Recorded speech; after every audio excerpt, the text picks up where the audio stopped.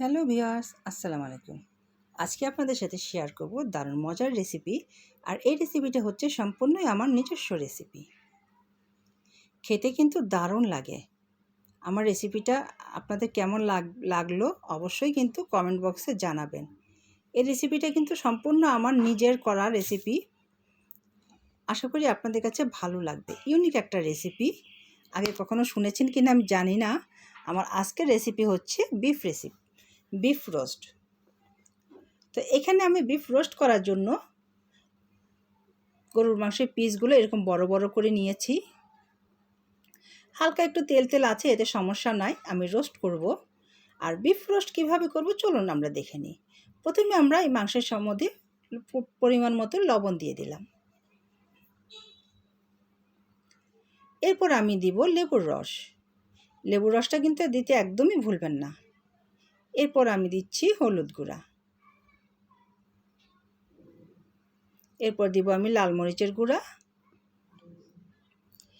এরপর দিয়েছি আমি দারুচিনি গুঁড়া। এরপর দিয়েছি জিরা গুঁড়া। এরপর দিলাম ধনিয়া গুঁড়া।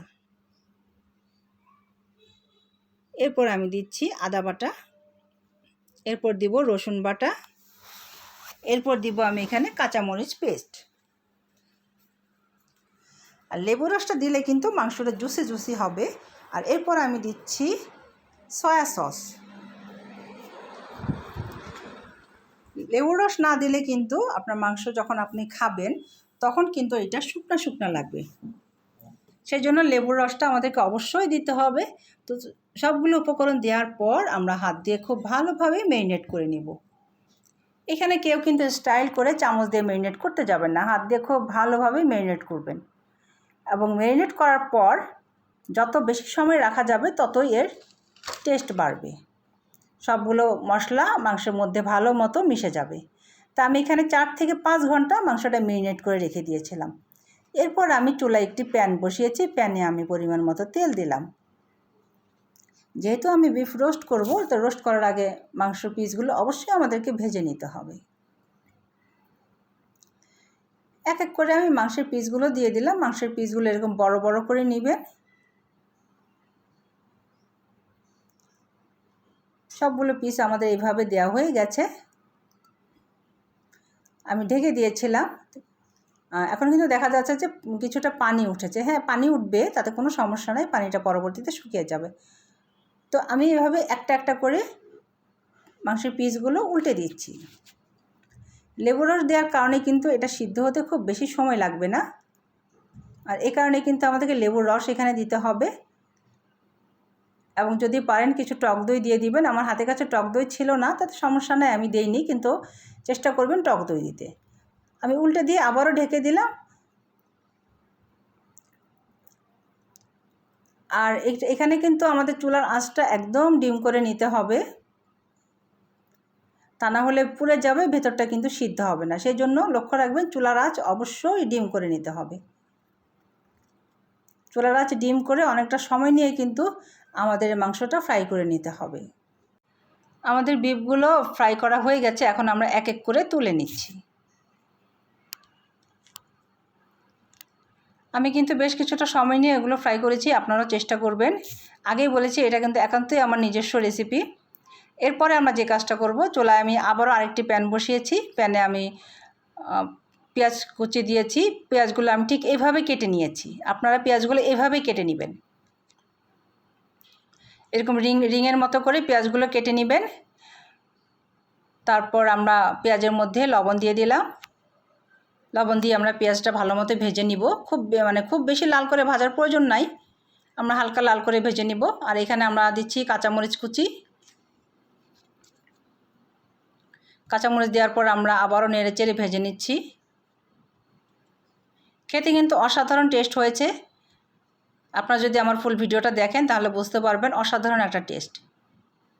এরপর আমি দিচ্ছি রসুন বাটা, আদা বাটা, এগুলো কিন্তু আমি হাফ টেবিল চামচ করে দিয়েছি। এখন দিচ্ছি আমি হলুদ গুঁড়া। এরপরে দিয়েছি আমি ধনিয়া গুঁড়া। এখন আমি আর কোনো মশলা দিব না। তো এখন আমি ভালোভাবে নেড়ে চেড়ে মশলাগুলো মিশিয়ে নিচ্ছি। পেঁয়াজটা কিন্তু অবশ্যই এরকম রিং আকারে কাটবেন, কুচি করবেন না। এখন আমি সামান্য পানি দিচ্ছি।